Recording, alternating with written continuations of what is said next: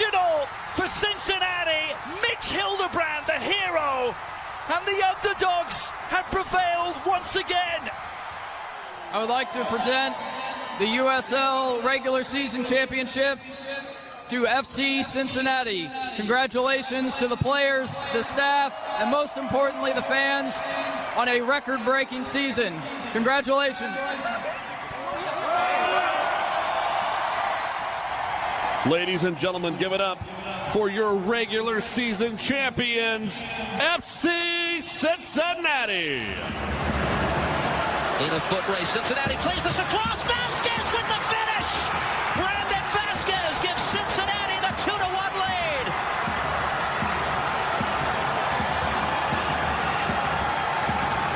The Flyin Lion says, "Boys, hell is real." 2023 Supporter Shield champs. So glad that I can be back with people who know that it's a Flyin Lion. It shows how much we all love this club.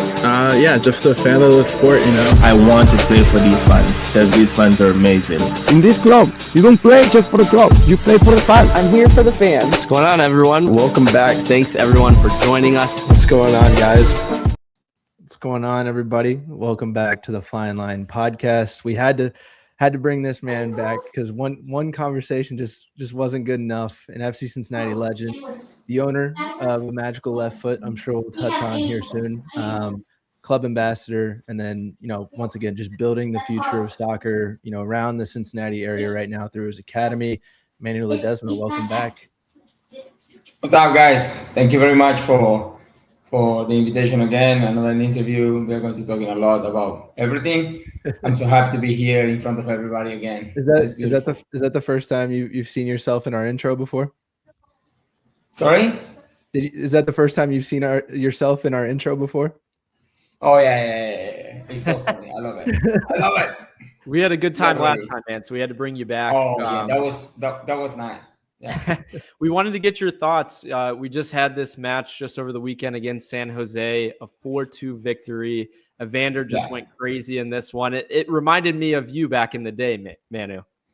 Oh yeah, it was a beautiful game. It was a little bit weird the first half, but the second half was much better.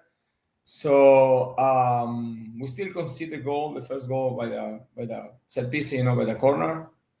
But I was coming the game in the Spanish area, and then I was saying the game is going to be open again by goal from outside the box. I say this game can be open again by the shoot from outside the box from Evander or somebody else, because when the San Jose was defending, they were like nice block, and we trying to make crosses. It was impossible. And then at some point, Evander say, "Guys, move away. Let me take it." Boom. That's it. And it was funny because I was calling like 10 minutes before. He made the pass, an amazing pass to Barlow. On my opinion, I think Barlow deserve more minutes in the field because he's working so hard. Yeah. He always attacking the space. He always have a chance to score. It was against Vancouver too that he decided to pass to the middle when he was 1v1 with the keeper. So, but I saw too many times him pressing down close to our box, and that is something that we have to take care of. Striker that is going all the way down because he don't want to lose the game, and then he's working so hard. The same thing when we tie the game. I don't know if you see this, but we've been up all the way up, and then I saw Evander. Everybody went to defend. Evander said, "Come on, come to the middle. We gotta win this game." He know that something special was coming, and then he stopped the ball, and then the 3/4 up, boom. All the best, keeper. Try to do your best, but you're not gonna get it. Just an unbelievable goal. Like Ryan said, like obviously it reminded us a lot of you, and then obviously just past great goals. I think we had put out there, like, is there a difference between, best goal in FC Cincinnati history versus like maybe most impressive, right? Maybe technically, right? And you're going back, you're looking at obviously like Luca Orellano's goal from, distance. You look at Lucho's kind of goal of the year that he had. And then you look at Barrial's Puskas, right? All these are kind of just technically like really good sound goals. Yeah, that to be fair, that goal reminds me the friendly game that we play against Espanyol, and then I get the ball from outside, just roll the ball, and then boom, I see the spot, and then normally it was ending all the way down there in the Baileys at Nipper, but this one was right straight to the top corner. So yeah, that was a nice one too. Well, I think, you know, coming from the guy, it's perfect timing to have you on because you are the wizard at this. So what's the key? Picking your head up and just seeing the keeper off their line and then just hitting your spot with that? Or what were your thoughts? Yeah, I think it's something that I say to my kids when I coach them. You have to try. If you don't try, you don't know. If Evander don't try the shoot, he doesn't know. Sure. He tried. And too many times it was against Columbus too. He tried and boom, the balls went there. But this one, he tried from far away and then boom, top corner. If you don't try, you don't know. This is about soccer. Soccer is about that. You have to try. You have to be brave. And then just try to do something different.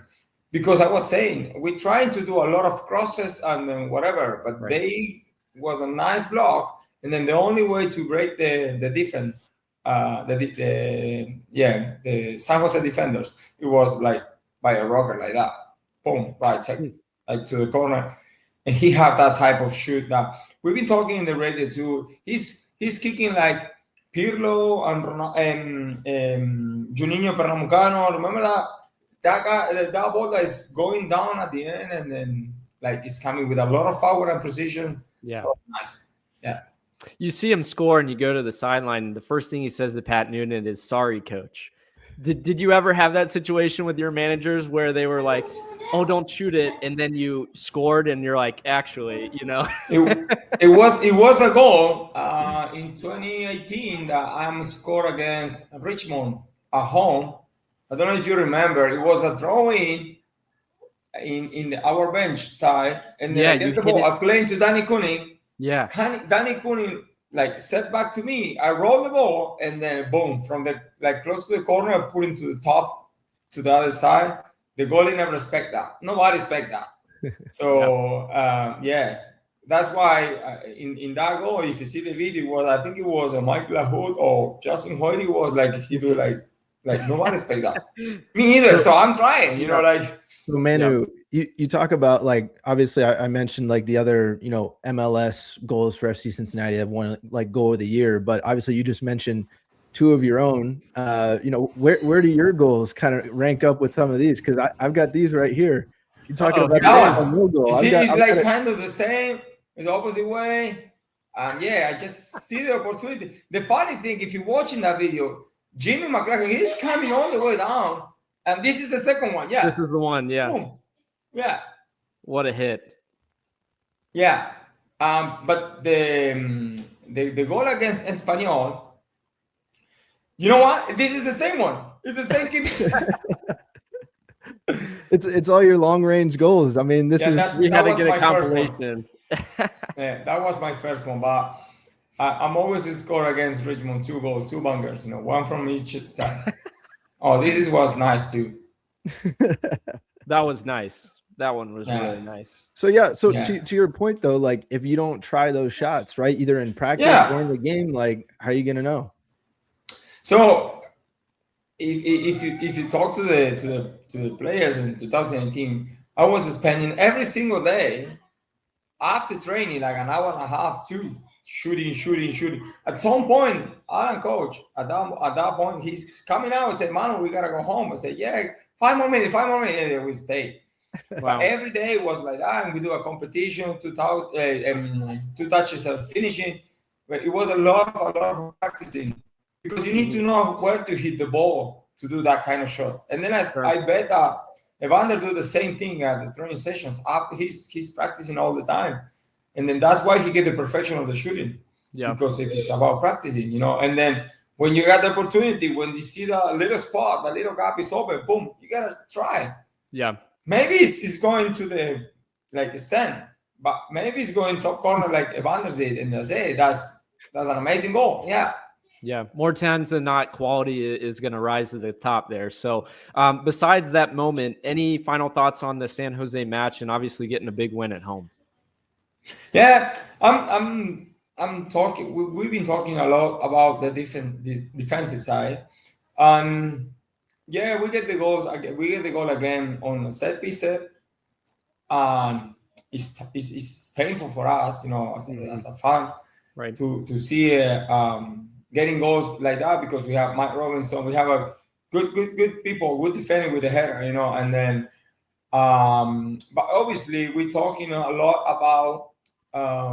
I think it's so easy for the away team to analyze us, because we just play 3-5-2 and that's it.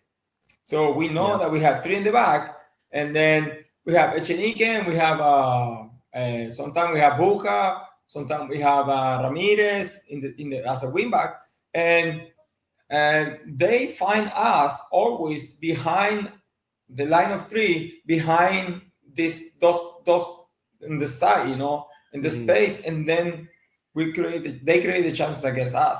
It's so predictable for them. Like for them, it's so predictable what we're doing. I think we have to. So Pat Noonan have to make if he decide to one game to say, okay, today we play 4-2-3-1 or 4-3-3 as a diamond, to change, to confuse. If he's trying to do it, he will try to do that. I think he's going to confuse a lot the opposite team. Manu, that's a lot to ask. Pat Noonan changing his system? I mean, come on. I know. But at this point, you got to. Yeah. I think you're right. It's too predictable for other teams. So yes, it's so easy to analyze. I don't know if it's predictable, but it's too easy to analyze. I say we attack this space. Sure. So the day that we play against Miami at home, that Messi get mad, he scored 3 goals. Like boom, you know. I've been seeing at the beginning too many times Jordi Alba analyze Nicky Hagland. He was trying to fake in the long shot and then find Denk in the floor. On the floor, he find the first one. He find the second one. When he's trying the third one, Jordi Alba read that one, anticipate Denki, play Messi and start running. Yeah. And Messi, he already have a clear idea. Jordi Alba running inside. Take it, Nicky Hagland. I think it was how was the name? The other striker was a winger. He opened up. He created the gap. Jordi Alba running inside, attract Nicky Hagland, and then create that gap for Silvetti. He get the ball. Messi plays Silvetti outside, and he's just running in the box. And then he doesn't have to jump in so high. He's a tiny guy, but a nice ball. When everybody's running to the goal, it's so difficult to defend. And then that was because we were so predictable. We just, the same against San Jose, we're trying to fight Denki, and Denki fight against the monster by himself up there. All the time you can see him fighting with everybody, and he win the battles. So I think that's what I'm saying about Barlow. Barlow deserves more minutes because Denki is spending a lot of energy. I think now for this, Leagues Cup, the Leagues Cup is coming. I think in those games, I think Pat Noonan maybe is going to change a little bit the formation, try something different, and give him more minutes to these players because they deserve it. So Barlow, this is.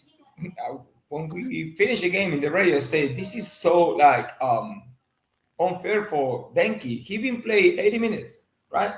75, 80 minutes. He been fighting a lot. He never get the goal. Barlow's coming in, boom, he's goal. Jabbari's coming in, boom, he's goal. That is like It's frustrated for Denki, because he been doing a lot of hard work and sacrifice to make them tired, and then boom, make it easy job for Barlow and Jabbari. Yeah, I think as we look, you kind of transition us nicely to Leagues Cup. I think overall maybe that's where Pat Noonan kind of explores different options. So tomorrow, or as today, as you guys are listening, we play Pachuca, and then Friday we have Pumas, and then Atlas next week. So your thoughts overall on Leagues Cup and maybe what we'll see from FC Cincinnati? Yeah, so I hope to. I just wish to see Chirila back into the field. Maybe younger guys too, Chavez, The other Chirila maybe is going back. Right. Who else is never played that much? Alva's Powers, Nicky Hagland. Yeah. They need to play. They have to play because now where we struggling the most is in the set pieces, right? Mm-hmm. And then I think if we don't have better play than Nicky Hagland as a defender to working as a defender in the set pieces. Sure. He's a beast in the air. Mm-hmm. Nobody can beat him. He'll go get the ball. So so he's going to die for the ball in the air. So I think he deserves more minutes too, Nicky Hagland. Yeah. Yeah, I think last League's Cup, I think for Ryan and I, you would talk about, some of these young guys that could potentially get some more minutes. Mm-hmm. Last year, Steven Jimenez really stepped up there in the midfield. And so he's a guy that could potentially get more minutes. Especially, I think Ryan and I have been asking for Pat Noonan to have a little bit more rotation in the midfield, because right now, Manu, like you're playing 5 midfielders in your starting lineup, really, because like Giddey started out as a center mid or center, defensive mid. Buka, you're playing out wide at times. So having a little bit of rotation in the middle there, I think you get Dotto back for League's Cup, which is nice. So I think, definitely some of those young guys should be in there. Yeah, and Chavez, I would love to see Chavez. Mm-hmm. I would love to see Chavez there because he's been working so hard. I don't know if he's fit or not, but he deserves some minutes. Steven Jimenez too. He was working so hard at the beginning of the season. He been playing for the against the. Was it New England that he maybe did, or I was trying to think who would that. No, he was playing at the beginning against the Dominican. The Champions Cup. He played in Champions Cup. Yeah. Mm-hmm. And then he did so good. So I don't know why he's out right now, but Buja against San Jose, Buja's back into the midfielder. So but he's been doing so good as a right wing back. Mm-hmm. So Manu, what are your thoughts on League's Cup in general? Obviously, like we're coming off, we'll touch a little bit, here soon on the World Cup, but we're coming off the World Cup. We just had the All-Star, week, and then now we have the League's Cup. So like this is a lot for the players. It is a lot, It is a lot, a lot of games, and it's gonna be like 8 games in 8 games in August. 2 weeks. 3 weeks. That's gonna be a lot. But we go back, that this is the time for Pat Noonan to do something different. Right. Do something different with the formation, with the younger guy to get the minutes. And I think it's a good time to pick up some players from the FCC too, and then give it the chance to play in front like a 20 in front of 20,000. 25,000 people, right? Yeah. Because it's not the same when you play like an NKU, like it's like 1,000. Yeah. Big difference. And against good competition too. I mean, some of these teams that are coming in from Mexico, I mean, they're no joke. So it won't be easy. I'm just saying, and it's the same thing for the Mexican team. It won't be easy if you come to Cincinnati. So so the team who's coming from outside or the visitor teams, they think that it's easy. No, you don't play just a team. You play against the city here. The stadium is always full, and they never give up. The other day was like a raining and delayed. The people never move away. Yeah, and that's what we get. I'm saying in the interview before, when you as a player, you need to understand here that you don't play just for a club. You play for an entire city. Yeah. As soon as you understand that, everything's gonna be fine. But if you think that you just play for a club and that's it, no, you need to understand that you represent an entire city. Manu, I really needed you last episode when we were talking about the crew match, because that's what we were lacking. We need more guys that are ready to fight for the city. So that was a sad game because we created a lot and we never scored that goal to hurt them, the second one, and as soon as they scored us, and after the PK, it was a little bit weird, because Yeah. I think Miazga, he can go use the body. He's like two sides the guy that he's tackling. Like you can use your body and then maybe they'll go. It is a rule in soccer that they teach us when we were young. Never go a slide tackle. Never do a slide tackle inside the box if it's not 100% clear. Right. But I think that was more smart from the Columbus player, from the crew player, because he saw the opportunity and he just dived in against him. Right, you're right. Right?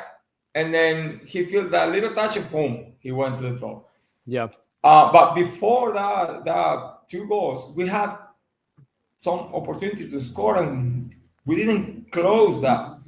So I just say that they in the Spanish radio. I think Denki at some point, right in the field, the last 30, the last 25, his X is not working. You know, the PlayStation, the X, the passing one, it's not working. You know, like he's pushing, but it's not working. Okay, he uses square and shooting.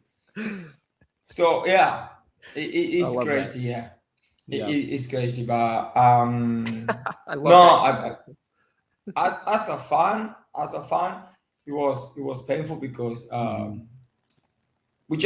I've been talking with a lot of people here and before the game, and they say, "Hey, what are you thinking about the game?" Because the crew is been bad. You know, they've been losing. Say, I know they can be in the top of the table. We can be in the bottom of the table. You know, they can be in the bottom of the table too. But that's a different game, right? So when you play a derby or a clásico, that we say, it's something different. Yeah, it's a different feeling. It's a different game. It's not like a league game. It's something like a final. I was living like that. It was like the final, the World Cup final. Yeah. Well, it's weird. It's weird too because they played it in the middle of the week, right? And you want this to be a rivalry match, and it was on a Saturday. Well, Saturday, but like usually in the past, right? They've done us dirty where they've had it in the middle of the week, and then of course the Saturday, like there's not like a huge hype around it, honestly, because they rolled out like a whole like, hey, this is rivalry week, and you thought you would get that like post the World Cup, like you were talking about. Yeah, but the thing is, that's a special game. I think Inter Miami, Orlando is a different game. Boca Juniors River Plate is a different game. No matter where you are in the table, it's a different game. A Clásico, it's not like the other games, like against San Jose. It's not the same thing. It's not the same feeling. It's not the same mentality that you approach the game. You know, like you have to. We say in Argentina, that kind of game you have to play with a knife in the, your teeth, like ready for the battle. You know, like ready to die for.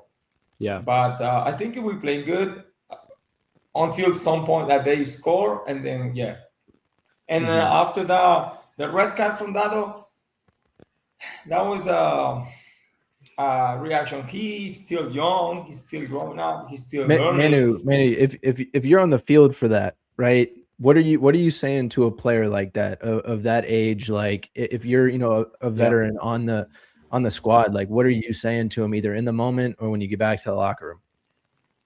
I will be so mad. I will be so mad. Not with him. I will be so mad if we lost the game the way that we lost, because we created a lot of chances, and then it just boiled over. Yeah. I will. If after the game I will go to the locker room and go into Dado, and then I say, why you did that? It's 30 seconds left. Right. Doesn't make any sense. Now what you get? 3 matches, 2 matches, I don't know, 2 matches. 2 matches, Card. We need you, man. Why you did that? Right. That is something that you have to manage. Yep. Right. It is a clear cake. If you go there 100%, you use your shoulder and send him to the publicity. That's a different story. The referee can give you a yellow maybe, but But I'm just saying too, he's a younger guy. He's learning, and he needs to manage, because this is the second time it's happened to him. Right. Remember against New England? Away? So sometimes he needs to manage that frustration. He was frustrated about the game, and he acting like that. Sure. Right. But he need to understand that that doesn't change anything in the positive way. In the negative way, a lot. You know, you miss the games. You left us in a man down, and doesn't make any sense because it's 30 seconds left. So that was something like maybe have to happen for him to learn. Yeah. It's a good learning moment for sure. He's still young. On the emotional side of it, I guess we're talking a little bit this summer in the World Cup, right? And obviously your Argentina team, they make it to the final. Doesn't end up the way you like, but overall, your thoughts on the World Cup in the U.S.? That was amazing. The World Cup here was amazing. Everywhere where I've been, it was talking about World Cup, watching the game. We running the camps with the club, and then we talking with the kids, and then they say, "Come on, hurry up! He's playing this one, that one." So all the kids get involved with the soccer, and I think it wasn't a big impact for the little ones, in the USA. For me, it was a frustrating. It is a game. You can win, you can lose. It was, for me, honestly, it was something so weird in that final, but I keep in there. I win the World Cup when in the semifinal. That comeback was amazing. Yeah, and then especially against England, like a big rivalry because it was a war. But I think it was something wrong with that flag. Yeah. This is the same thing. It's an emotional thing that you have to manage. I know you want to show everybody that. But I think that was the end. Because the rules say, the rules in FIFA are clear. If you do something politics or about religions, you are automatically, out, disqualified. But because here the money is more important than everything, they already sell all the tickets, they already sell the final. How you can say to the sponsor, television, whatever, that we are not going to play because Argentina's out? Yeah. Right. And then it's weird, like the best player in the tournament was Rodri. Really? He's an amazing player, but he didn't score a goal. He never make an assist. He never be a man of the match. I don't understand. So Messi, your player of the tournament then? Yeah, of course, 39-year-old, he scored 8 goals, 4 assists, 6 man of the match of 8 games. I think so. Yeah. Numbers talking about that. Yeah, most creative chances. He was leading all the numbers, most of them. So, but it's okay. It is what it is. That's it. It was a nice journey for Messi, and then I hope. And then I wish this is not the last one for him. Yeah. You think it's at least maybe like one more tournament, or? I was watching a picture on Instagram, funny one, that say, Messi, you say that this is your last World Cup, and you are 39. You've been playing 120 minutes every single game. You never get changed. You never come out. So, from my understanding, he said, next World Cup, you are going to be ready for the last 25, 30 minutes of the game. So you can play one more. That makes sense. Yeah. It's doable. But, yeah. Why not? Yeah. For the last 30, you prepare yourself for every game, last 30. That's it. Yeah, just take a free kick. Yeah, why not? Yeah, free kick, make an assist for somebody. You don't have to work that hard. Yeah. I think what was cool about it is just to see the different cultures, in the U.S. And we can see it obviously in Cincinnati, kind of what our club brings. And I think that's kind of a cool kind of like stepping stone for people that are trying to get into soccer. Come to an FC Cincinnati match, see how this, fan base covers their team. That's, I think, how we can kind of move the game forward, though, in the city to the youth kids. So I guess from like your academy standpoint, you kind of touched on it a little bit. You said a lot of the kids, like they're greatly impacted by this. Oh yeah. In my academy, it's the same thing. And this what Argentina just did is an amazing showing up to everybody that never give up. Keep playing, no matter what. You keep playing because you never know. Argentina was in the minute of 80 minutes. It was out against England, 1-0 down. And then at 85 and 91, 92, 2-1. That was incredible. The same against Switzerland, the same against Egypt.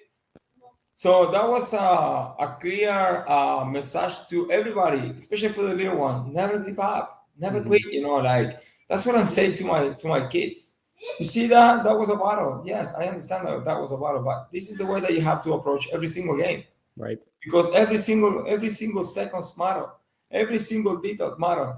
A nice control, maybe of the faith to take a shot like Evander. Like Enzo Fernandez against England. How many times he tried from outside the box? Too many. He never stopped trying. He tried again. And then he finally opened that gate. But sometimes the game is like that. By a little bit of faith, like you can open everything. And you can change the mentality of the teammate. Even if you're losing 2-0 and you say, okay, 80 minutes, we're not going to make it. And boom, we score. Everything's changed. And then now you kill the opposite team mentality. You put them under pressure because one goal, like tie the game and then we go again. And you give the face to your teammates. They say, come on, try again. One more time. This is about soccer. That was a real soccer, Would you? So you obviously like watching World Cup. I mean, we've been watching the World Cup for how long, right? Like, would you throw that up there with some of probably the best World Cup like ever? Or obviously Argentina didn't win it, so you're probably like, no. But it was nice, yeah. Yeah. So everybody say Argentina didn't win, right? And then I get it. But if you go back in the last 5 tournaments that Argentina played. They make 4 finals and 5 finals, and they win 4. Wow! So they get the Copa America, the first one, Finalissima, World Cup, Copa America, World Cup. Wow! And they win 4 of 5. That's crazy, right? That is crazy. But this is something that I say to my kids too. In soccer, it's more the times that you lose than the wins. That's why when you win a tournament, you celebrate like, you celebrate for weeks because it's taking too much to win a tournament, right? And then, what the Argentina team did is amazing. Yeah, that's why. I think Michael Jordan say too. He's saying too, like I lost more time than I win. So, and that was the loser times. It was make me growing up, learning. That's what I'm saying too. A winner mentality, never lost. We win and we learn. We never lost. You win or you learn. You never lost. That's a winner mentality. Yeah. You learn how to do what you have to do better to win the game next time. Yep. Yeah. So, Manu, before we get you out of here, we just wanted to have you shout out if you wanted, again, your academy, any updates you have on that, and then your UPSL team as well. Coming up this fall, you mentioned, going to be starting. So now we just started like a week ago. We started the preseason with the UPSL teams. On my full body is on pain, but yeah, it's part of the process. This is something that we also, like the parents, they don't understand too. The process. It is a process in soccer always. In life, it is a process. We have to respect the process. And then now I'm on pain, right? And then it's getting very difficult for me to go ups and downs in the stairs of my house. But every morning, yeah. But it's part of the process. Yeah, no, we are in the preseason. We just started the preseason. We're working so hard. We have to be ready because soon it's going to come out the schedule for the fall season. So we're working hard. We are ready. We have to prepare the body and this one. It's the most important thing. Do you guys play down at Xavier for your matches still? Yes. Okay. Yes. But with in the social media, in the Instagram and Facebook, we showing up when we send all the games and everything, the time where we are going to play and whatever. Because the D1 playing at Riverside Parks and Field. Okay. So we have two teams, D1 and Premier. I play for the Premier, and then the D1 playing for. I love to play. Yeah.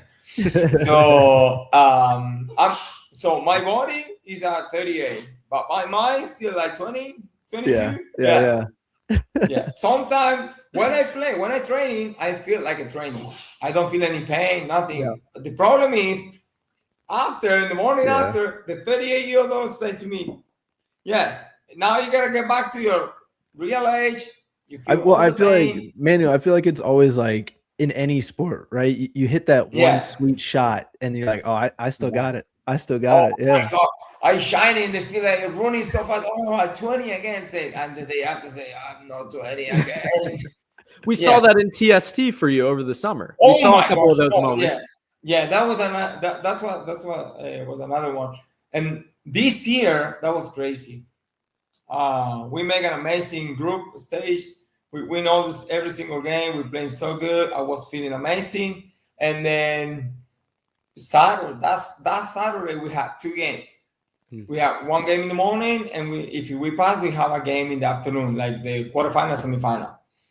So I was saying, okay, because tomorrow we have two games. I was with my family, so I said, if you want to go somewhere, go. But I'm going to stay in the hotel, chill out, like doing the recovery boots, ice bath, eating well, whatever. And we stay in the hotel, and then I order salmon in the hotel with a salad. And then I got poison. Oh no! Gosh. I wake up in the morning. That was amazing. That I get so mad.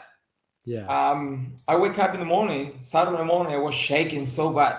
It was. I wake up to going down to get the breakfast and everything with the team, and my teammates say, "Manu, are you okay?" I say, "It is too cold here." Say the players say, "No, really, he's nice and warm." I say, "Okay, something is bad." Yeah. And then I can't stop shaking. I go back to the like the locker rooms to get my loop. When I went there, I tried to get the loop, and the doctor say, "No chance, you're not gonna play. Go back to your bed. You had something. I don't know what." Okay.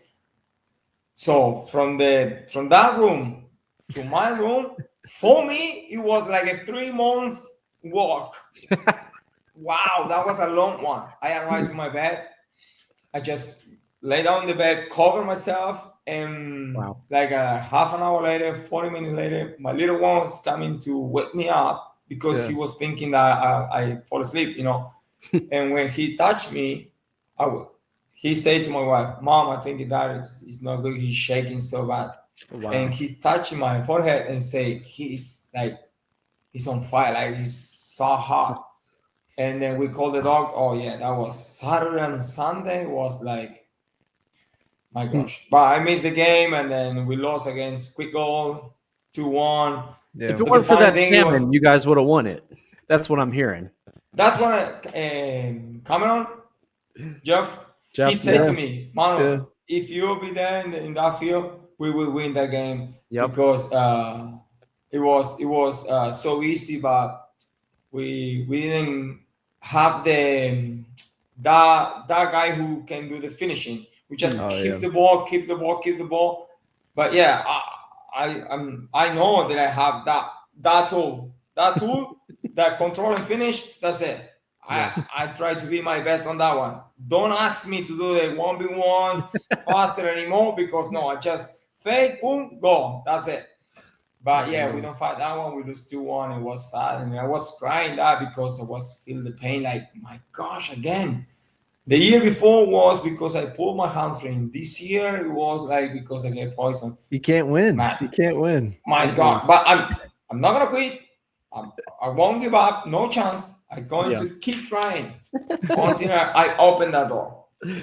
Manu, thanks for joining us tonight, man. We appreciate it. We hope to see you out there on the pitch without food poisoning in the fall, winning some games. So thanks again, bud, for coming on. Be ready, yeah. For the people want to follow me and the academy, the Instagram academy is Manu Ledesma Academy. Yeah, and then you can see there you have the training session for the little ones. The first one is free always, just to see the way that we working, the way that we training with the little ones. So you can come and join us, have fun. My personal Instagram is lede.manu18. So if you want to follow me too, you're more than welcome. So thank you very much for the opportunity again, man. It was amazing. Thank you. Thank you, Ryan. Yeah. Thank you, Sam. God bless you, thanks, everybody behind the screen. And I hope to see you at some games here with the Manu Ledesma Academy. Appreciate it. Thanks, man. Have a good What's one, going on, everyone? We are excited to partner with the Manu Ledesma Academy. FC Cincinnati fans know exactly what Manu Ledesma meant to this club, and now he's helping to develop the next generation of players through his academy. Yeah, as a part of our partnership, the Flyin Lion listeners, viewers can receive 50% off all training packages by using the code Flyin Lion. That's FLYIN Lion. The discount also applies to the brand new Adults 40 Plus program launching soon. So whether you're a young player looking to improve your game or an adult that's ready to get back on that field like me, this is an incredible opportunity for you to learn from one of FC Cincinnati's most beloved players, a legend, for this city. Use the code Flyin Lion again for 50% off, and thanks for your support. Thanks for joining us tonight. That was just a awesome interview again with Manu. Love that guy. Just so passionate about FC Cincinnati. Like, we just need his pregame talk before every Hell Is Real every time. We'll be set. Yeah. Just once again, like you said, just in the locker room, have Manu come in, maybe play Manu's like highlights as far as like either the way he talks or his highlights in general. But yeah, that always great to catch up. And can't wait to have him on, a third time, either this season or next season. It was cool to see some of his banger goals too. Cause obviously remember the recent ones, but he was the OG guy that was putting in some I liked how we were rolling through those. He goes, oh, hey, in this one. I remember that one. In this one. Yeah. I love that. I like how he was like, oh no, this one was nice. that pullback was unbelievable. Yeah. So we're going to hit this past game against San Jose. I know we kind of covered it, with Manu, but 4-2 victory. The last time that San Jose actually had come to TQL, we had a 6-0 victory. So a lot of goals every time that we play San Jose at TQL. Evander at the time prior to the match was 1 goal contribution away from 100 goal contributions in his MLS career. FC Cincinnati, again, 8 matches in August, first time in club history. So a lot of ones, a lot of games. Kenny Arena playing his dad, had never beaten his dad. So awesome that we finally got that, out of the way there. The weather delay, 2 hours, 6 minutes, third longest weather delay that we've ever had in club history. Crazy vibes, for a Saturday night. We had a lot of stuff going on, downtown. But for those who stuck around, what a match. So we're going to briefly kind of go over that. Lineup wise, Sam, just with Matt Miazga being out with Dado, we did have some rotation. Like me and you predicted, I think between the two of us, we pretty much nailed it. Ramirez went back on the left. And then, we talked about Buka being back in the center. We did get have an Ender out wide on the right. Kyle Smith slots in, the back line. He's become kind of that backup center back option, apparently ahead of Nick Hagelin, Hadebe, and Chirilla. So, Sam, any thoughts on what we had seen? Yeah, once again, like you said, I think we did a pretty solid job. Like, I had some pieces, you had some pieces, and together we had the lineup. But yeah, once again, obviously a little bit of a rotation in the back line. Kyle Smith, gets the start because he's been the first, defender off the bench for us that Pat has gone to. But nice to kind of see Ender slot back into where he's comfortable. Ramirez slot into where he's comfortable. Buka where he's maybe most comfortable in the middle there. So relatively, if you want to call it back to normal, maybe to some degree, except the back line, except center back position. But yeah, Brian, if you want to get into the match a little bit here, San Jose, gets a goal first. And it's kind of one of those off the corner kick set piece from Timo Werner. And it's just one of those where you're like, what are we doing? Like, where's Nick the Hagglund could have come communication? off his line better. I think that's the biggest thing that I saw. He's kind of like pointing at the defenders, like, why didn't you win your individual battles? But like the ball is like right in front of the 6. Like, come out and get the ball, dude. They play too much of a zonal marking for corners and for set pieces, and I think that might have to change. Like, we've just given up way too many goals. It was the second time we had a corner goal given up in 2 matches. So I think it's time to kind of switch up what we're doing tactically wise. I thought we were supposed to have a set piece specialist, offense and defense. But yeah, again, the way that this team gets scored on first, we come back. We ended up getting the equalizer with Bryan Ramirez, who, by the way, prior to this had like 2 or 3 shots on goal, and was really just eating up the right back of San Jose. So Evander drew all the attention, slots the ball through, and then Ramirez buries it. So 1-1, you're feeling good again. You go into half tied, but then FC Cincinnati loves to get scored on in the early second half. I don't have that stat in front of me right now, but we've said it before. But Timo Werner scores a weird goal that everyone at original look is like, he's got to be offside. Like, I think Timo Werner doesn't even celebrate because he's like, I clearly was offsides, right? Nope. Kyle Smith does not get back to the line. If you guys go and look at that. So 2-1 at the time for San Jose. I've got that stat for you. So 8 of their 44 goals that they've conceded this year have been between the 41st minute and the 50th minute.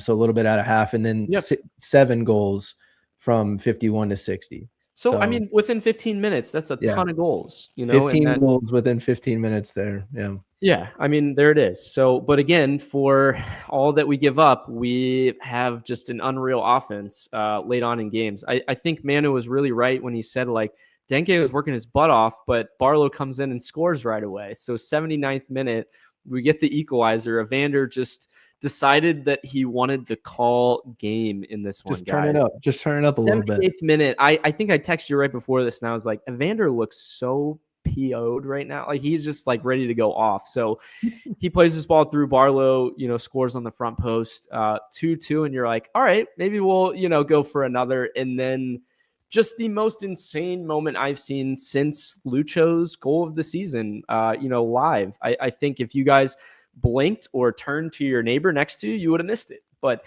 Evander just picks up a pocket of space, 37.5 yards out, technically. Rips a shot over the goalie's head. Perfectly placed shot, by the way. I saw people out there like talking about how the goalie could have positioned himself better. Like, there's nobody that's going to stop that one.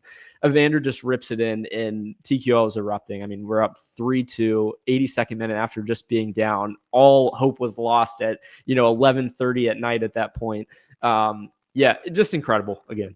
Yeah, just out of the blue, right? Like you said, like it was just against the kind of run of play. We were just getting possession back a little bit, trying to find our footing there and getting into the final third of their half. And so Evander's kind of just says, hey, once again, like you had said, the MLS is trying to say, hey, hey world, we'll take it from here. And Evander goes, hey, don't worry guys, like I'll take it from here. Mm-hmm. But yeah, an absolute wonder of a strike. Nobody's saving that for sure. But like you said, Ryan, we didn't stop there. Ayoub Jabbari, late sub for Denke, is able to cap it off with another goal, and FCC walks out with a 4-2 win. And not going to lie, it did not look like light was at the end of the tunnel there. In some form or facet, especially there in the second half, Timo Werner scores, and it's like, oh boy, what kind of subs, like who's coming in? How can we get another one? But this offense all year has been there. And so, Ryan, now we are sitting 6th in the East. Not terrible, right? I think we move up 1 spot. But once again, it just goes to so under Pat Noonan, FC Cincinnati is just a different animal against the Western Conference. We got 19 wins, 5 losses, 6 draws. Just unbelievable. Yeah, I mean, again, like, do we need to move to the Western Conference? Like, and Pat Noonan would just dominate, right? No, it's impressive. Both wins come at home recently, obviously, for San Jose won and Vancouver. So both teams that have to travel far. But by the time the game started, Sam, it was San Jose's normal start time. So they should have been, ready to go. But the comeback kids, like Sam mentioned, 19 of FC Cincinnati's 26 points this season have come in matches where we've trailed at some point in the match. That's just insane. I never like going down, but to be able to come back, it's been impressive. Tonight, or at least for the match, marked the third time this season when they won when trailing multiple times. Again, even more of like a situation where you're like, hey, this is awful times two. But we were able to pull it out this time at home. I think before Montreal was at home, Chicago, though, away. That was impressive. 15 points earned this season when conceding the first goal. Again, most in the MLS. Just got to stop giving up these goals first. But the team finds a way. So I think it's impressive. We had talked to Manu a little bit, and he touched on Barlow getting more minutes, Sam. Tom Barlow scored his 5th substitute goal of the season. That's kind of his sweet spot, I guess, right now, if we're looking at it. He's one shy of the club record behind Sergio Santos and Yuya Kubo, which had 6. But now Barlow's got 9 goals on the season and 1 assist. That's like probably the most production we've ever seen from a substitute striker. Oh, I mean, absolutely. This is unbelievable from Tom Barlow. I can't wait until the end of the year where Tom Barlow might, help us in the playoffs somehow, some way, right? Yeah. Makes a game-winning goal or something. And I can't wait to like quote tweet or like maybe clip yours from the beginning of the year going, I think he'll score like maybe 3 or 4 goals and that'll be it. But yeah, Barlow is stepped it up a notch. He's been the workhorse when he needed to. And yeah, like I think Ledesma makes a great point and he kind of cleans up the scraps that Denke leaves, but hey, it's a good formula and it's a winning formula. Yeah, no, absolutely. I think he's had a career year here. Tom Starlow just found his home in Cincinnati. But yeah, ton of stats that come out of this one. Again, match season highs in shots on goal. We had Evander, again, just with an unbelievable night. I'll kind of touch on him later on as we go along here. But we had kind of him getting snubbed a little bit too. And that's a little bit of a sneak peek. Let you guys kind of build up your thoughts on what you think of this. Because Evander just, again, went just out of this world after the 78th minute. He had 3 assists on the night. Technically, one of them was a second assist, and then his goal. So again, Sam, let's talk about this moment. We talked to Manu kind of ad nauseum a little bit about it and compared it to his. We had a ton of people, thanks for everyone who kind of commented on this. Here's the goal. If you guys missed it, I don't know how you did if you didn't see it, but just with an unbelievable strike over the keeper here. We asked most impressive goal in FC Cincinnati history. I think the one we forgot was obviously, Barrios. So I think the caveat, right, you could add to this, in which I probably should have added to the tweet, was MLS. Most impressive in the MLS goal. Yeah. But I think overall for FC Cincinnati goals, like how lucky have we been to have just unbelievable goals between Manu, Lucho, Orellano, Evander? Like we're spoiled in Cincinnati with just unbelievable goals. Would you say that we're spoiled with individual brilliance, Ryan? I've said it many of times. I've said individual. But yeah, so we had, thanks again to everyone that commented, about this and put their thoughts into it. We saw a lot of interesting ones out there, but I think everyone, just had said like Evander's goal being the game winner, Lucho's being the goal of the season, Orellano's goal of the season, all impressive in their own right. Best versus most impressive. Yeah, I think there's technicalities to the dribbling and the finishing altogether as a total goal. You could talk about it differently, but I did think it was special. Like I noted that, we had the same commentators for this goal that we did for Lucho's goal of the year. So yeah, very, very cool as well. Higginbottom comments on Sam's tweet too, and it says just both legendary goals. We just need to have this guy commentate every single FC Cincinnati match. Yeah, a guaranteed, perfect goal. But Ryan, we'll get trivia, the question of the week, and then we'll keep it rolling since we had the break with Manu. But once again, FC Cincinnati now have won 3 consecutive matches at TQL Stadium, Ryan. 6-2 versus Orlando before the break, 4-3 versus Vancouver, now 4-2 versus San Jose. When was the last time they won 3 straight at TQL in the MLS prior to this? last season, I'm going to go maybe in the early spring, like maybe like May of 25. Also, it's been a while. It's been a while. All right. So it's been a while. Catch us at the end of the episode, given the trivia question of the week answer. But Ryan, I mean, we'll go ahead and just touch on your jersey swap of the week. Go ahead. Let's do it, man. Evander, just unbelievable performance by him. He, in the last 9 matches, is just been unbelievable. 10 goals, 10 assists, MVP form, nobody better. 22 goal contributions, 2 more than Lionel Messi. This guy is in an unbelievable run, and I'm very excited to see if he continues it, what he can continue to do, the numbers that he's going to put up, but more importantly, leading by his example, being that captain and just taking the team on his back. Like at this point, you can talk about like the team effort and this and that. It's the individual performances that have obviously carried this team. And if we're going to have it, like I'd love to say that he does it consistently. So 8 straight matches now, Sam, with a goal contribution, most ever in club history for FC Cincinnati. So very impressive. And yeah, we're lucky again to have going from Lucho to Evander now. It's unbelievable. Yeah, last season, this season, like we're spoiled with number 10s, right? And I think Evander, like you had said, not only just the goal contributions, but especially in this one, like the assisting, right? Just being there for everybody. He now has the most assists in 5 consecutive MLS matches. That's the most in FC Cincinnati history in consecutive games.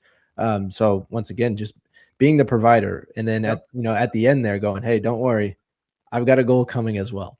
He turns it on for sure. But yeah, most assists in the MLS this season so far as well. Mm-hmm. And then goes under 100 goal contributions. I think it was like 4th or 5th best in MLS history.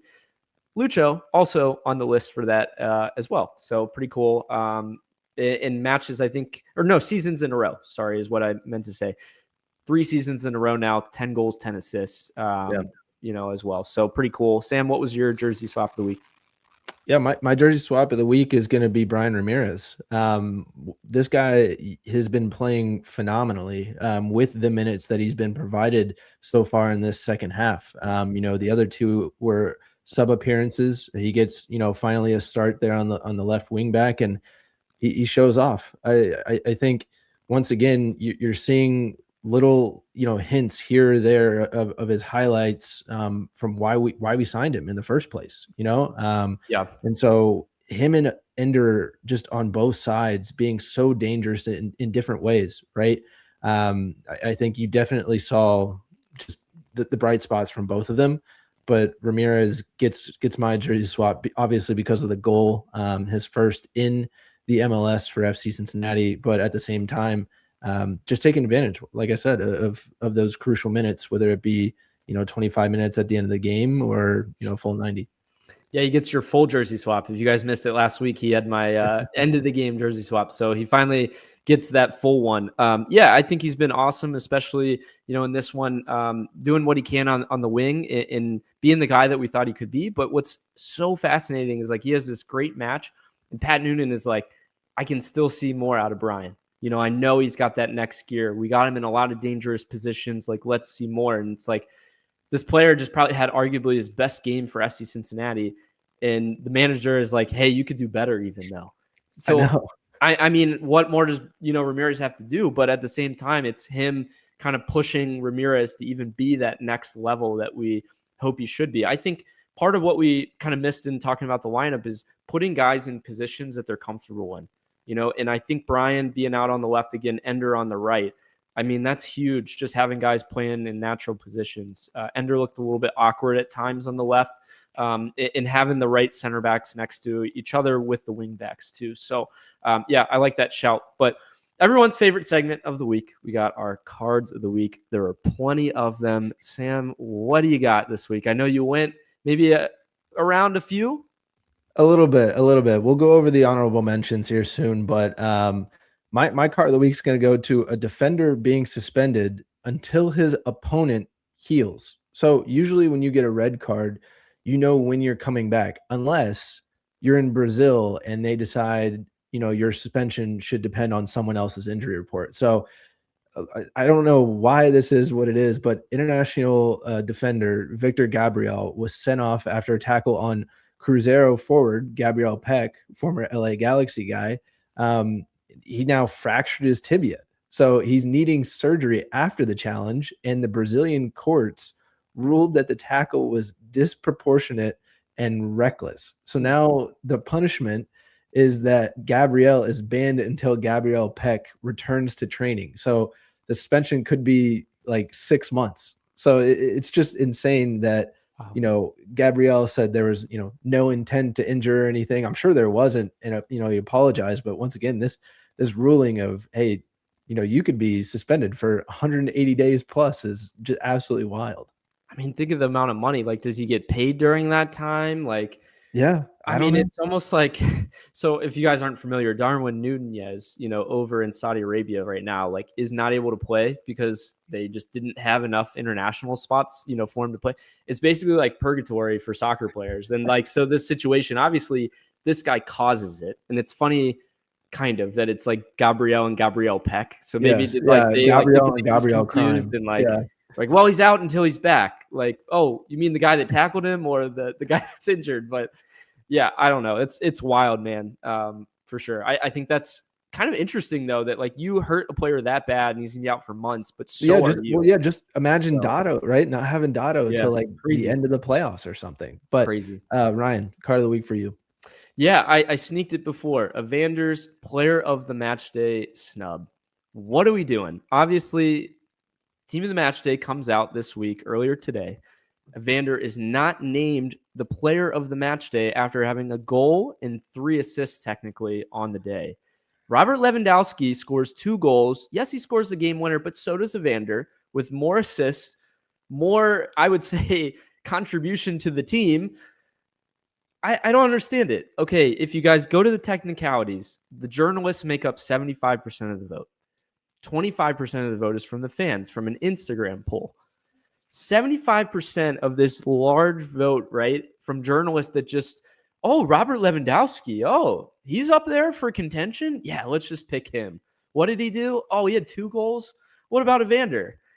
I mean, why? Like, what are we doing? It doesn't make any sense. So I just think it's ridiculous. Evander himself posts on his Instagram. This guy's been more vocal about, league things than ever I've ever seen before. And says, like, what a joke. What more do I have to do? We keep pushing or we keep working. Love that from my captain, my number 10, who just had his best night of the season and was like, that's not good enough. Watch next game. He's going to hit one from like 50 yards out. I was gonna say we've seen that's like the second or third time this season so far that Evander's kind of been vocal about stuff that happens either with like haters or with in this case the MLS or the people voting. Like, hey, all right, like if that wasn't good enough, just wait. Yeah, man, it's just crazy. So Sam mentioned just some honorable mentions for cards. Atlanta United loaning out Latte La, the biggest transfer in league history, is already out the door. Doesn't score hardly any goals. I think like 9 league goals over 2 seasons now. Just a bad look. Atlanta's down bad right now. I don't know, Sam, about Middlesbrough. What's going on? We talked to Manu a little bit before our broadcast, with him. Middlesbrough is just becoming like the Cruise team in England or something. They're just signing, every single former Crew guy that they can get. That's a little wild too. So there's some backdoor shady stuff going on with that. Why couldn't Arfston have left before Hell is Real? So I think there's definitely some agreement going on with Middlesbrough about that. And yeah, just the whole world turning on FIFA, with the Infantino thing and selling his stakes. So just a lot to kind of like laugh out in the world of soccer right now, Sam. Yeah, including one more. So we put a graphic about this. Ryan found it last week, and you could touch on it a little bit more. But former FC Cincinnati player Lucho Acosta is currently under investigation in Brazil over some suspicious betting activities. So apparently there were reports saying that there was unusual betting activity surrounding a recent yellow card that Acosta had received. Obviously, Acosta denies any wrongdoing. Fluminense, his current club down in Brazil, are obviously, cooperating with the investigation, trying to figure out what's going on. But Ryan, what did you make of this? Kind of interesting. I think if you go and look at the actual video, like he's not really involved in the play. He comes to kind of the scruffle and like goes up to the closest guy and just like shoves him and then just instigates it because Lucho is going to instigate. But it seems a little out of place that he goes and does it, but also not really because it's Lucho and he's going to instigate things. So, so basically, like Sam said, is because of what he did to draw that yellow and then the huge amount of bets that were on him getting the yellow, they're kind of investigating that situation, down in Brazil. But who knows, man? There's a whole bunch of crazy stuff going on in that league. Like, guys that are out for, the entirety until another player is back from injury. Yeah. And then, Lucho with the betting stuff. So we'll see what comes out of this in this situation. Obviously, or maybe not obviously, like people, I think, are not quite over the Lucho situation. We saw that in the comments, but, I hope for his sake it wasn't that way, just a great player and just keep it on the field, man. There's no reason. He's got plenty of money. I don't know why, you'd be doing that kind of stuff.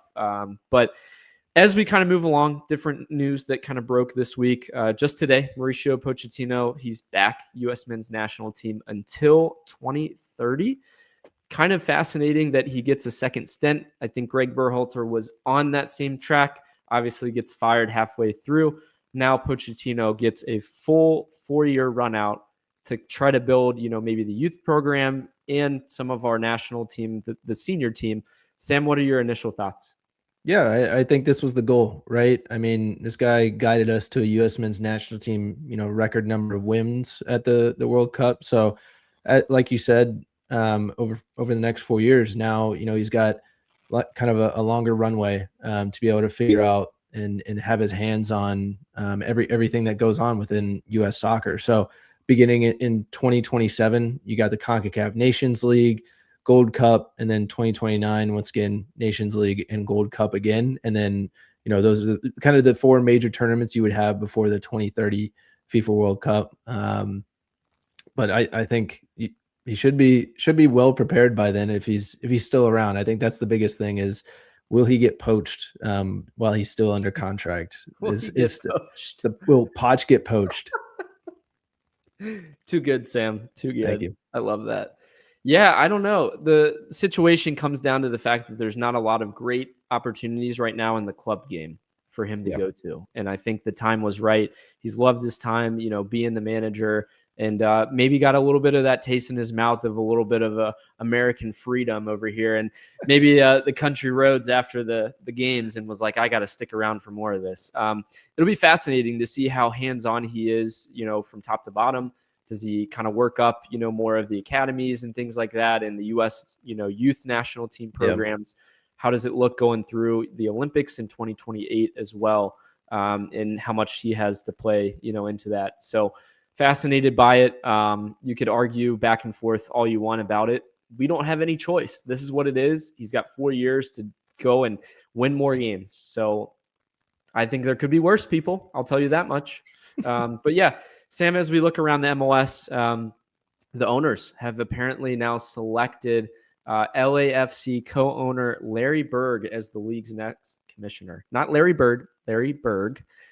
Succeeding Don Garber. He's going to be the 3rd commissioner MLS history. Yes, I didn't realize there was one before Don Garber, by the way. Like I don't think anybody did. I just thought he was the GOAT. Like he was just there. Since 1999, there was another guy ahead of him. But Berg, Sam, co-owner again of LAFC, he has to kind of get rid of some of his stakes of LAFC. That's that's a big conflict of interest. Like I don't understand that. I think that makes sense. I know we had somebody in our comments that wanted to know kind of our thoughts on this. And that would be it. I think when we touched on him when he was a prospective candidate, right? And you were like, hey, it's a little interesting that, an owner of an MLS team would be up for this position. But ultimately, just because you give up stake, does that mean that you still don't lean a certain way? We'll see based off the decisions that MLS are made. Is going to MLS, bro. Yeah, exactly. But Ryan, once again, any roster reforms or anything that he kind of does or they go through still have to go through the Players Association and everything. So that labor deal expires in 2028. And then Another big one is the media deal, right? With Apple Yeah, TV. that's huge right now. Runs through the 2028-29 season. So big question just to hit on real quick. What do we want to see from this next MLS commissioner? Are we, I've got some points here. You can kind of either touch on the points or, add to them, but do we want increased salary cap? Do we want obviously reduce roster restrictions, greater schedule consistency? I think we're going to see that here this winter. Stronger media presence. Can we get, more money or more of a presence, in the national world, scale, investing in academies and player development? That's a lot, man. I mean, for a new guy that's coming in, you're right at the tipping point of like, this could skyrocket, and your decisions are so key in that. They kind of missed the mark. Honestly, this should have been decided a little bit ahead of the World Cup, because then on the tail end, if you have these things that are introduced, you can introduce this new audience to like, this is what it is moving forward. Now you have people coming in, well, this is what it is for a year and a half or a year, and then we're going to switch it all up and do a different schedule, and we're going to increase the salary. Everything cap. Changes right at the same time. Neither here nor there now, right? But reduce the roster restrictions, give teams more of an ability to bring in solid players that clearly want to be here, and then increase the visibility. Like, at this point, you have some Fox games. Obviously, people are going to complain about, Apple TV. They're making it more accessible. If you really follow it and you want to get into it, you can. You have to do a little bit of effort now versus NFL's always on. MLB is mostly always on. So let's kind of continue that. Let's stagger our view times, for matches. I mean, why are we still having all these games at the same time? But yeah, man, I think there's a lot of opportunity for the league to grow, and Berg being a part of that. Let's see what he can do. Yeah, I think so as well.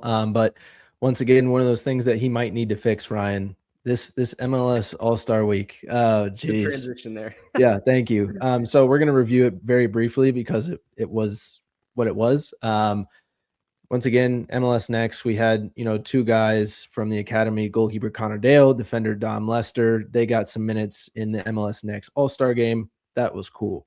Tuesday, on the MLS All-Star Skills Challenge, you had MLS versus Liga MX. Ryan, they played on a baseball field. It got rained out for almost like 2 hours. Like, who's watching this? Clearly nobody in Charlotte. Like, nobody was there. Like, but apparently it was a cool vibe because it was on a different thing and it's kind of a funky event. Like, no, put it on the field that you play the game on. Like, people aren't confused then. And I don't know, besides the point. But yeah, All-Star Skills Challenge, we had a different format this year for all those that are really following, the Skills Challenge.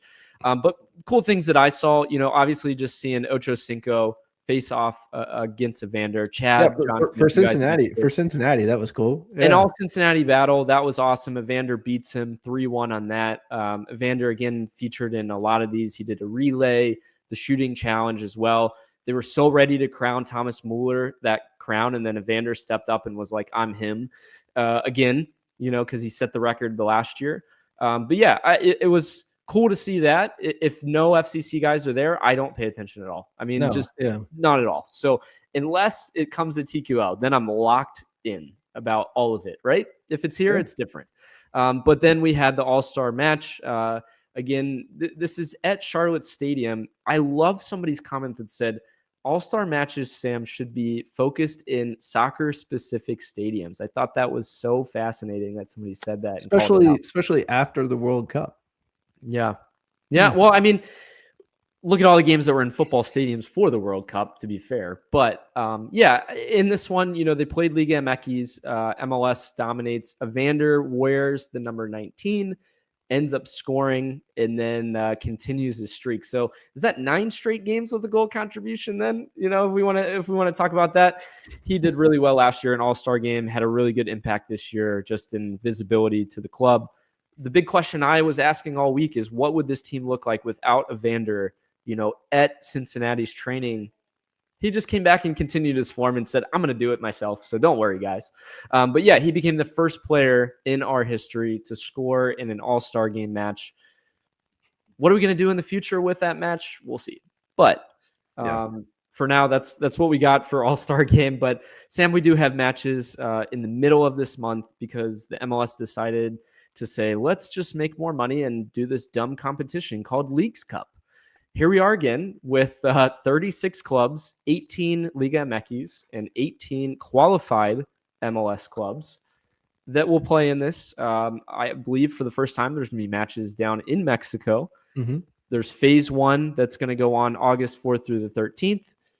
And then some knockout rounds, later on August 25th through the 6th. So that's going to kind of mess up some of the league schedule, probably a little bit there too. For those who aren't familiar, in these, I guess, rules of Leagues Cup, because we just wanted to make it even more confusing for people. 3 points is still a win.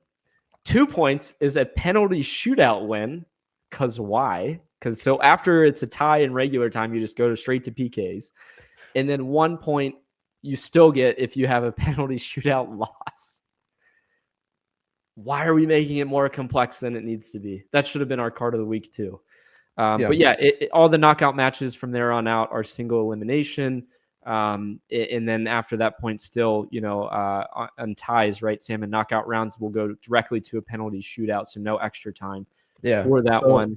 So Ryan, if you're looking at that, like that's a lot.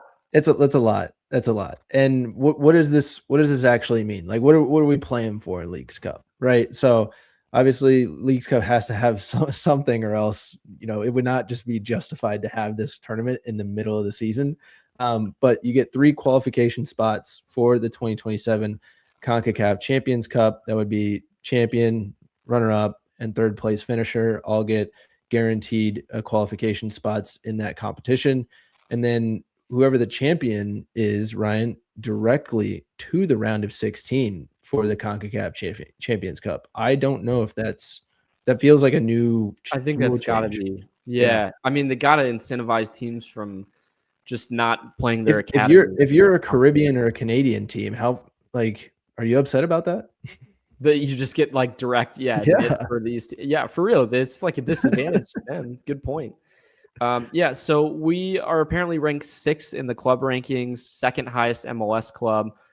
In this history of the competition, like, we just haven't done well because I don't think we've focused on it. Look at how good we've been in the league. We've been focused on that. So 2025 didn't qualify for a League Cup quarterfinal just based on our results in the group play. 24 lost in round of 16, 23 lost in round of 32. So I had posed at the beginning of the season, this might be the competition for us to focus on, Sam, maybe win a trophy.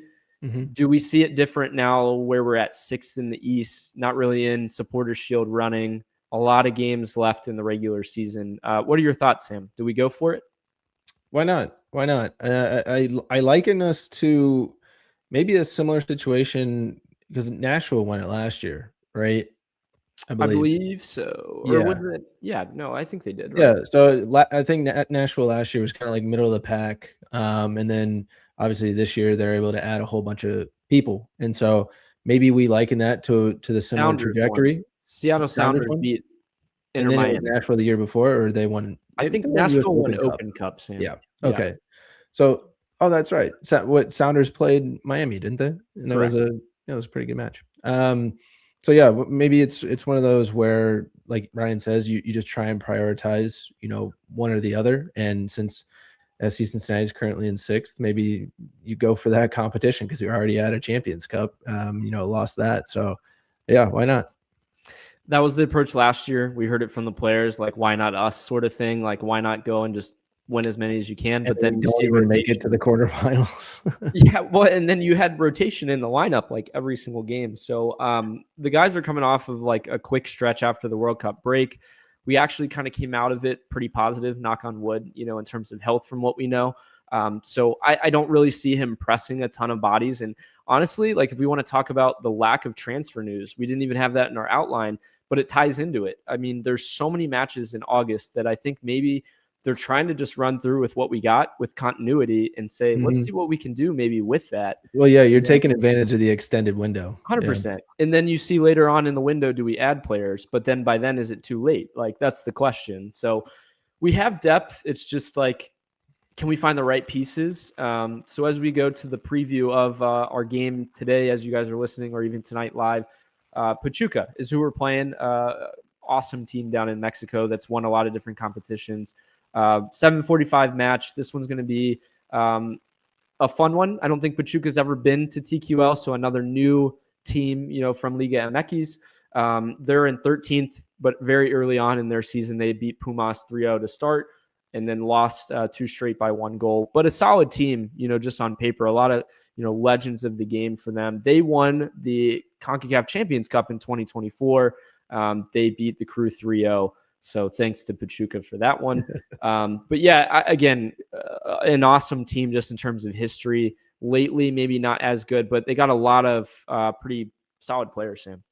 Yeah. So once again, like Ryan said, 2024 for them was pretty solid overall. But yeah, some Pachuca names to know: Usama Idrisi, left wing, biggest attacking threat. 30 years old, I think, and so very seasoned vet. Elias Montel, he plays central defensive midfielder, 20 years old, controls the tempo, seems to be an excellent passer. And then on the right side, you've got Alexi Dominguez, 21 years old, explosive pace. So watch for him and Ramirez to potentially go at it.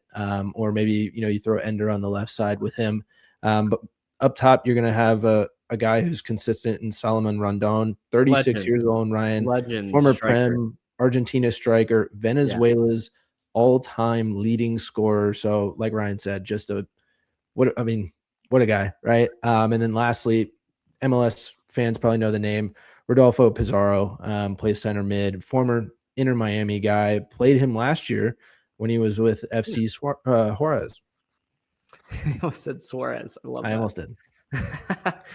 But yeah, no, I think Pachuca's got a lot of like big names. I was like, where do I remember Pizarro? But yeah, it was Inter Miami when they had like all of those DPs at the same time. But yeah, I'm excited for it. Pachuca's going to travel well. We love seeing that, when we play these games, at least. Like, that's the one thing I guess you get kind of the beginning of the season. And then towards the Leagues Cup, you kind of see how you stack up, once you've had all these matches under your belt. Does it kind of equate, in terms of both teams being at the same level in their seasons? Well, so Ryan, what I've always thought was interesting with CONCACAF Champions Cup versus Leagues Cup seems to, in its history now, 4th year, this seems to be the competition that MLS teams tend to win, right? Because Liga MX is at the beginning of their season. When we play Champions Cup, we're at the beginning of our season in the MLS. So 100%. I'm very curious, once that schedule switches over, like how that will shift. Like, will we get better at Champions Cup, or will we, get worse at Leagues Cup? Like, what do we continue Leagues Cup at that point? Like, that's what I'm curious about. Like, I just hope it becomes more of like let's do our domestic cup, let's do our US Open Cup, similar to like an FA Cup sort of thing. Maybe we do a Leagues Cup that's kind of like a Europa League instead of like Champions Cup is the main one. Leagues Cup is like the Europa's league, and you add like the Canadian teams to that or something as well. Like that's a thought that you could do throughout the season instead of just a block where you're like, let's just do these random games in the middle of the season that nobody cares about. Like, so yeah, I think it'll be interesting. I think if we talk about lineup wise for FC Cincinnati, I really love what Manu said about his bud, Nick Hagelin, like just being in the back line, winning balls in the air on set pieces. Like, I think it could be a good moment for him to get a lot of minutes. Probably see Hidebe come back in as well. Maybe Shirilla with him just to get some experience against some big guys, from Liga MX. So I think the back line that looks like for me, Alvis Powell maybe on the right as well. Sam, do you stick with Bryan Ramirez just to have maybe a little bit more of a run out from him? I mean, guy's playing hot. He's playing good. I think you maybe continue his form, give him another 90, right? Because his last, before his appearance, this weekend, he was playing off the bench. So maybe, playing a little bit more minutes for him, just continuing that confidence, I think would be fine. But midfield, is Buka going to play? Because I think he needs a break. But at the same time, like, who are you? Dado? Do you put Dado in for Buka? Maybe Buka comes off the bench, plays I 25 think, or something like that. Got to switch it up. Maybe Anunga gets the start for one of them. The thing to put in context, obviously, we have Tuesday, Friday. I mean, there's so little days between this. Like, you got to have rotation. You got to have like in either one or both. Yeah. I think you go with maybe more of a starters look in one, and then, varied look in the other one. It all depends on how guys came out of San Jose's match, obviously fitness wise. I think in this one with little turnaround, you maybe go for more of a rotation in the first one. Then by Friday, you really kind of hit home more of the starters to keep them on like a weekly kind of match schedule that way. But it's going to wear out a lot of guys. I hope we can get through it. Honestly, just healthy is the biggest thing. And then just figure out some defensive things. Manu touched on, going to a 4-back system, making it a little bit different for teams. I think if we would have done a 4-back system, it would have come out of the World Cup break. It wouldn't come in the middle of August, when we're trying to figure it out. But at this point, Sam, it can't get any worse is what I'm saying. Yeah. Maybe just do something new and see how that goes. We're more set up for wing backs, though. We're not set up for traditional right back, left back. So 5 backs, the way it's going to stay. It's just about, again, finding that right group of guys. Manu also was calling for it. Andre Schirilla in the back. 100%. Yeah. Roll him out. I mean, why not? Again, like we've been saying that. He's been in the doghouse like with Pat Noonan and staff apparently. So we'll see, what that looks like for Leagues Cup. I forgot that Dotto would be back for Leagues Cup. I thought he would maybe be out because it was like an MLS sanctioned, thing. But yeah, he's there. I want to touch on, actually saw today there's confirmation, right, that we have some young guys that are coming up. And Mascara's brother is actually registered on the roster. Oh, didn't see that. Mm-hmm. So I'm gonna look that up real quick, Sam. If you want to give me your prediction real quick. Yeah. So score prediction, I think Ryan's referring to. We'll see. I think score prediction for me in this one, I'm gonna go 2-1. I think Pachuca is a decent side, like we had talked about in the names to know. And honestly, 3 goals in this match is a little. Feel like there should be more considering the FC Cincinnati that we've been getting. Yeah, what are you doing, Sam? What are you talking about? But I do think just FC Cincinnati's quality, hopefully, maybe kind of overshadows some of our defensive woes potentially in this one. So that's why I'm going with 2-1. We might see Evan Leroux in goal too. That's a good shout. I think honestly that would be perfect for him to play all the matches. Maybe, I don't know. What do you think? Considering maybe this Roman and his back line maybe just need to go back to the drawing board, and this kind of Leagues Cup break could be really good for Roman, because not a lot of the goals that have gone in are really his fault, right? Mm-hmm. So I think for a goalkeeper, you're seeing so many go in behind you almost, on a record-setting pace. You kind of need to reset a little bit. Yeah, no, good shout. So real quickly, it was the Vier Mascara, as well as Felix Sampson, who's on loan from Montreal, another center back, and then Niang as well from FCC2, he's been playing good, playing very well. So you'll see a couple of youngsters. I don't think we're gonna get Ademir Chavez like Ledesma was hoping for, but yeah. So I figure that those guys are gonna somehow play a role, especially bringing up 2 center backs, or no, one, right? Sampson and then. I always think Mascara's brother is a defender because of the way that Yerson is. But yeah. So yeah, in being said, you said a 2-1 victory, 3-1 FC Cincinnati.